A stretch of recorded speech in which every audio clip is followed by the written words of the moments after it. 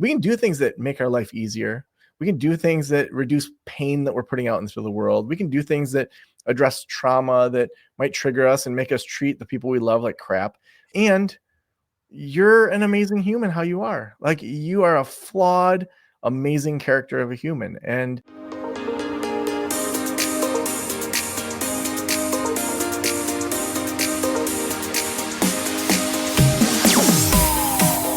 Everyone, I am really excited for this one. I was doing some cold networking on LinkedIn over the last month or so. Came across Joe's profile. Even though we're on a mental health break today, we will have him on the others, especially Pod O'Clock. I've got to show love to his podcast, The Practice of the Practice. 1,200 shows, absolutely unbelievable. But for today, he has his own mental wellness center out in Missouri. Joe, thank you for joining us here on a mental health break. thanks so much for having me, Vincent.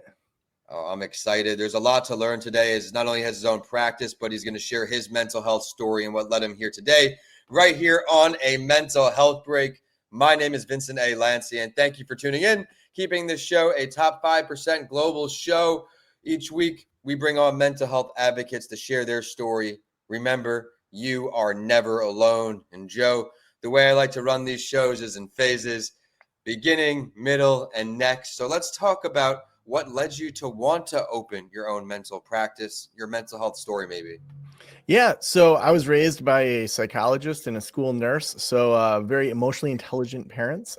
For me, just like kind of seeing the world of psychology my entire life, I was drawn to that when I went into college. And so went into psychology and comparative religion and just like human development and thinking, and then went on to grad school and really took a pretty traditional approach. At the time, I thought I wanted to be an outdoor therapist, like taking kids backpacking and stuff like that, but realized disappearing for 30 days, like I couldn't really have any other life if I did that. Really moved kind of into the counseling world and started in the nonprofits, moved into being a foster care supervisor, helped a lot of kids that had some really tough things in their life, and then worked at a community college. But throughout that, I had a little side gig counseling practice that I had mostly to pay off student loan debt. So I'd work an evening a week, sometimes 2 evenings a week when my kids were little. And one day, one of my people that I supervised for their license said, hey, I want to pay off my debt as well. Can I join your practice? And I was like, I don't know, why not? And I had a friend that was an accountant and another friend that was an attorney, and just said, hey, can I do this? And hired him on as a 1099 contractor. I wouldn't recommend that now. I think there's a lot of better ways to plan a business. But within a year, I had 3 other clinicians that were also part-time, and I was making more money than I was in the nonprofit world and in the community college world. So in 2016, was kind of moving out of that and left that full-time counseling work to do my own private practice. Oh, it's absolutely incredible. Well, thank you for all you do for the mental health world. Which area do you focus on most within your practice? Yeah, so actually in 2019, I sold mental wellness counseling to one of my clinicians. And so Nicole has taken mental wellness counseling here in Michigan to just the next level. When I was practicing, it was mostly angry kids and frustrated parents and a few distant couples. So kind of family systems. At the end, it was really couples work that I was focusing in on. But I'd say as a personal interest where I'm at now, a lot of just kind of mindfulness, internal family systems, and psychedelic work has been where I've put my own personal focus in regards to just bettering human consciousness. Thank you for sharing that. I had your typed up in the show notes for anyone that may go through the episodes, advice working from family systems. What is some advice maybe you can give if there's a parent listening on who has an angry child, or even that angry child themselves, one of the earlier first steps they can take towards a happier and healthier life? Yeah. So just to frame it a little bit, I'm a single dad with near sole physical custody of my 2 daughters. So they're 10 and 13. So I get to deal with tween and teen emotions all the time. So I'm still in the work, but just as a dad. One of the best skills someone can learn early on is describing a child's behavior. So Vincent, say you were my kid, you had a rough day at school. I say, hey, Vincent, can you hand me that box of Kleenex? And you throw it at me. Parents might often say you're being defiant, you're being inappropriate. They'll use these terms that are very judgmental. What works better in parenting is, for that very first skill, is to learn how to describe behavior. Vincent, you just picked up the Kleenex box when I asked you to hand it to me, and it hit me in the forehead. So I'm describing what happened. I'm narrating it. That then allows you to not get as pissed off. So we're then setting an example. But then we can also talk about what do we want that child to do differently. So even last night, my 10-year-old was reading in her room, and both my daughters like to read before bed. We talk about good sleep hygiene. They're not allowed to read where they sleep, though. That's really bad for brains. They're both reading, in a spot in their bedrooms. And my older daughter comes in to like share something from her book that's interesting to her, to my younger daughter in her room. And my younger daughter is really engrossed in that book and just totally ignores her, doesn't respond, not at all. So my older daughter slams the door, is super pissed off. I'm downstairs like, what is happening? And so I go in and I talk to the younger daughter, and she explains it to me. And I just said, like, how would that feel, if you went in to share something and she just ignored you? Like, let's just talk about skill building and, what are some other options that you could have chosen? So I'm trying to empower them to make those choices to build those social skills. And I'm like, this isn't a judgment on you being a bad kid or anything. It's just that, the way that you chose to communicate there doesn't align with just what most people would expect. And so she ended up deciding she needed to apologize. She needed help figuring out what to say. Went and said, I shouldn't have ignored you. And in the future, I'm going to try to at least just say, hey, give me a minute. I want to finish this page. So you're articulating your need. So as a parent, you want to be able to be building these kids and helping them learn differently. I love that, articulating your needs so then everyone can understand exactly where you're at. I always say we can't read minds. So please, I always encourage feedback and open communication. For me, I think as a parent, asking yourself what you want kids to leave their childhood with is a great question to sit with. If you think about what your parents or my parents taught me, I think my parents taught me a lot around kind of behavior management. I had a lot of star charts. So one of the messages that I, for good or for bad, took out of childhood was sometimes achievement is oftentimes connected to love. I don't think they would be happy that I say that, but that was something that I took out of childhood. I took a vision that money is sometimes scarce and it needs to be worked for, valued, and like you don't always know how much is going to come in. Even though my parents had enough money, they had kind of a money lens that was like, a little chintzy. And so it's like, if we think through, okay, your kids are probably going to take maybe 3 big things out of childhood. Let's be intentional about that and think about what is it that we really want them to get. So for me, one big thing is whether it's AI, shifts in the environment, any things that happen for when my daughters are in their 20s or 30s, the ability to talk to anybody is going to be a differentiator for them, especially as kids are on more and more screens. So knowing that, almost any new social situation, we talk, we prep, we build social skills around that. So like, going over to my partner's parents' house, I knew that they had 2 people that my daughters had never met. Okay, there's going to be Charlie and Dana are going to be there. You've never met them. How can you have conversations with them? What can you do to engage with them? So then they're thinking, and my 13-year-old said, well, I'm going to bring my magic book with me and do some magic tricks for them. Or I'm going to ask them like where they live and who's important to them. And it's like, those are great starter questions for a conversation. They literally sat on the couch and talked to these strangers for like 45 minutes as 10 and 13-year-olds. So it's like, I've intentionally said, here's what I want them to get. And then we have to support that and build those social skills to help them get there. I absolutely love that, especially like you said, with the screen time, a lot of isolation. So now when you do need to have conversations, there could be a lot of anxiety and other things built up to prevent a smooth talk. I absolutely love that. Thank you for sharing and allowing me to ask that. But now let's switch to you. What are some things that you do to take care of your mental health?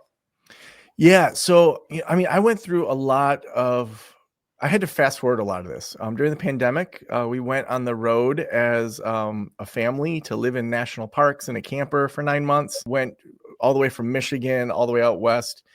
In the middle of that, my now ex-wife decided to leave the family and stay in California. And so I had to live in a camper with her for 2 months while I knew we were divorcing. So sometimes your own set of your mental health coping skills come out of just like, you need this just to survive. So I view it as I have a menu of things that I know make me feel better, that I don't have to use all of them every day. So things that are on that menu, journaling, especially like getting emotions out, those come out in a lot of ways. They can come out in healthy ways, like journaling, screaming into a pillow, talking to friends. It can come out in unhealthy ways, being pissed off at your partner and saying really mean things to them, or being mad at people in traffic. So we got to get those emotions out. So journaling, for me, I really resonate with Taoism. So reading Lao Tzu, doing the I Ching, throwing the coins. To me, it's not like fortune telling. It's just like centering my mind around something to focus on that day. So that's something that I'll do maybe once a week. It depends on the week. Meditation. I love Sam Harris's Waking Up app. To me, that's just been amazing to help me just kind of center my mind and get better at just allowing things to happen. Honestly, walking and planking, even just doing a 1 minute plank, saying, you know what, I'm going to try every couple days to do just a 1 minute plank, and then to realize how freaking weak I am. And then it's like, maybe I can do a minute 10 tomorrow. We'll see. And then I fall off the track with that. I think being intentional around friendships, it's easy to just get stuck in your logistical adult world, but being intentional. And I have a friend that probably every other week we go for a walk together. I have other friends that maybe it's like every month or two. I also on that menu, this is something that's a staple on the menu. I do improv every Tuesday. So I'm in an improv group. I laugh so hard on Tuesday nights that like Wednesdays, like I don't need to do an ab workout. It just hurts. So we do, probably a show every week or every other week. We're going to be in the Comedy Fest here. And then I think one of the other things for me that's been helpful is to work with guides in a therapeutic setting for psychedelics. I think that it's good to work with people that know what they're doing, that can draw on the ancient ways that that's been done in a very like therapeutic way. And I mean, the research is, unequivocal at this point around just how helpful that is to people, assuming you don't have a history of schizophrenia or things like that. Of course, consult your own doctor. It's illegal in all states right now. So make sure you try to do it in a legal way outside of the country. But for me, that's been super healing to allow myself to see, I get a front row seat to an amazing movie where, all these, there are so many comedic villains in my life that have done ridiculous things. There's really unique characters that have come into my life that are just flawed characters. I'm a flawed character. And to be able to say, wow, I get this front row seat to this insane movie and I get to experience life through Joe Sanok's lens. What an interesting thing I get to do as timeless energy. I love that perspective and so many things that you said, including gradually doing more. Hey, I'll do an extra 10 seconds on the plank, right? Those little micro goals moving you in the right direction. I also am a big walk taker. I've probably taken 3 walks already. It's 2:00 as we're recording. I'm up at 3 a.m. So as my day goes, I need to just get outside, get some fresh air, and it really, really helps me out so much. So I love how you highlighted that. You touched on something interesting as well just now that is newer in the United States. Like you said, the use of psychedelics. What led you to be open to trying that? Yeah, honestly, it was Michael Pollan's book, How to Change Your Mind. I went into that book thinking, okay, this sounds interesting. I knew people in college that had done it. Really hadn't tried any plant medicine. I hadn't. I read that book and I was turning 40 and I reached out to the one person that I had heard that may have had some connection, and he connected me with a guide that I could work with. Flew down to work with that guide, had a really transformative experience. And then, that would have been 6 or 7 years ago. And then over the years have just, worked with guides and worked with getting training as a sitter. And then also like interviewed probably 20 different people about the topic on my own podcast to do some psychedelic series. Every culture has used psychedelics for human development. We're the only one that has used it just recreationally with no kind of set and setting and way of saying like, let's use this to better our minds. And so I think there is a big underground and above ground movement that's occurring around that topic. I appreciate you bringing up new ideas to the show. Everyone, he has been lights out today. I really am glad you came on the show. As we always get towards the latter of the show, I like to ask each guest, do you have a piece of advice for anyone who's tuning in today who really trying to find a way out but are struggling? Yeah, I remember when I was in the most horrific part of my divorce and didn't know if I was going to lose all of my savings, didn't know if I was going to lose my houses, didn't know if my kids were going to have their mom around. And I'm sitting in my hot tub in the backyard, listening to this Stoic philosophy and talking about this idea of thinking about your situation and who, with all the flaws of your situation, would love it. So first, I'm sitting in a hot tub. Okay, there's a lot of people that don't have a hot tub or can't afford a hot tub. There's a lot of people in the world that don't have fresh water that they can just sit in. So right away, like half the world's population would be like, okay, you live 2 blocks from Lake Michigan. We would love that much fresh water to just be able to drink. So then to say, okay, and I have enough money to own my house. You look at just the generational shift between boomers, Xers, and then Yeah. millennials got effed over. It's hard for most millennials to have a normal middle-class job and even afford a house. Okay, so I benefit there. And then just starting to just think through, okay, my kids are healthy. I'm healthy. There's a lot of people that aren't. Sometimes when we think we're at the very bottom, comparing ourselves to the rest of the world can be really helpful. Now, does that mean that just because you're in pain and someone else is in maybe more pain, you shouldn't feel that pain? No, I think we need to sit with that pain. We need to sit with the trauma, sit with the triggers, allow those to deeply unfold and feel it without having to fix it. And in doing that, sometimes those dragons feel a little less scary when we really look at them. Well, I love what you said earlier, and I'm going to go right back to it. Having your own menu, right? Your menu of things you can do to take care of you and get out of that way. I never had heard that before, so I will show you love there. I thought that was a great way to put all of the different tools that we have in our tool chest, and they all look different for everyone. So we heard a few today from Joe, so make sure we go ahead and try that. But now that we've learned all about him, we're getting here. What's next for you, Joe? We're rocking out the podcast 3 to 5 days a week, interviewing just really interesting people. We have a whole membership community within that is just helping therapists, counselors, psychologists, coaches build their practices. So that's kind of new. It's not new. We've been doing it for 4 years, but we're expanding that this year. So in the business world, we're expanding the podcast. We're expanding our membership community. But I think personally, just continuing to dig into what it means to be human for me, to find that humanity in improv, to find that humanity in being an unexpected single dad, to actually achieve less. For me, it's important to step back and just be like, you know what? Like, I get to live this life. How interesting is that? How do I find just a perspective that isn't always grass is greener, gotta optimize, who we are right now in this second is amazing. We can do things that make our life easier. We can do things that reduce pain that we're putting out into the world. We can do things that address trauma that might trigger us and make us treat the people we love like crap.